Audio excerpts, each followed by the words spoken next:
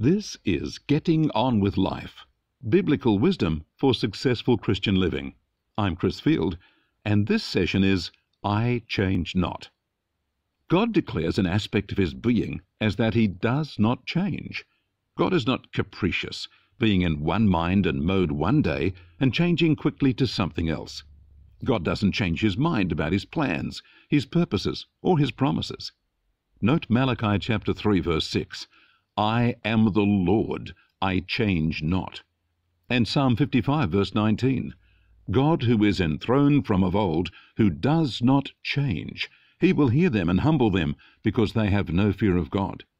And in 1 Samuel chapter 15 verse 29, he who is Israel's glory does not lie or change his mind, for he is not a man that he should change his mind.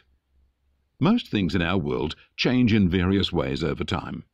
The social values I grew up with have been drastically altered in my lifetime. Things that were shunned as evil are now made legal and celebrated. What was once high fashion now looks silly.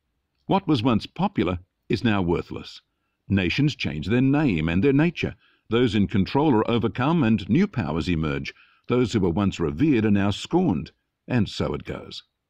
With all that change, it can be hard to imagine that God remains relevant if he isn't changing with the times.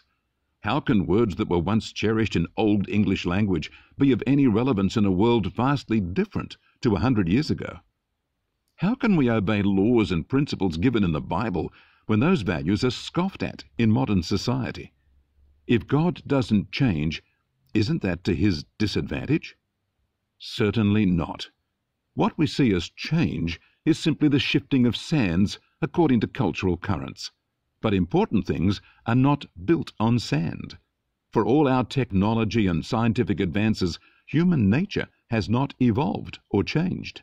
Jealousy, pride, resentment, lust, hunger for power, addiction, greed, enslavement of heart and mind, shame, guilt, fear, and a host of other powerful human realities are just the same as ever. Sin is still sin. Death is still death. Accountability before God has not changed. Love is still love, despite the various things our culture might call love. Forgiveness is still forgiveness. Being born again is the same as it was 2,000 years ago. Being filled with the Spirit is the same amazing experience today that it was on the day of Pentecost. I read recently a description of how judges can interpret the law almost however they want, depending on what they put emphasis on. Is it the letter of the law or the intent of the law? Is it the meaning of the common man or the specific meaning in legal terms? How does it fit in with the overall purpose of the legislation and its stated intent? Is the seeming contradiction in some legislation a mistake or a deliberate provision? Which word in a sentence carries the most weight? And so on it goes. Judges can come up with opposing decisions and opposing approaches to the same law, depending on how they want to move a particular case or how a lawyer has influenced them. So, in the light of so much uncertainty about even the meaning of things as significant as our laws, what does it mean that God does not change? Does God have wriggle room when it comes to applying his laws? God is absolute. He is absolutely holy. When he speaks, he does not intend ambiguity. He is not covering his bases or making generalizations.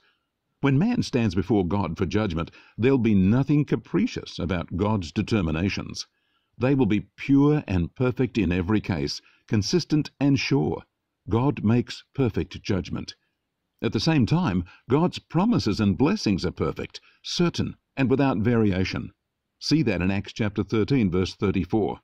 I will give you the sure mercies of David. The fact that God does not change does not make God obsolete, but makes God the only reliable place of stability in a world built on shifting sand. God's absolutes are absolute. God's promises are guaranteed. God's love is unshakable. God's reality is ever-present. God's care for you is relentless.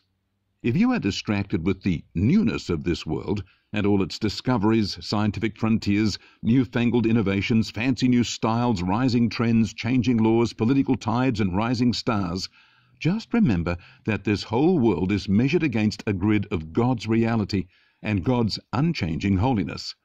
This is a moral universe, anchored irrevocably on God's perfection.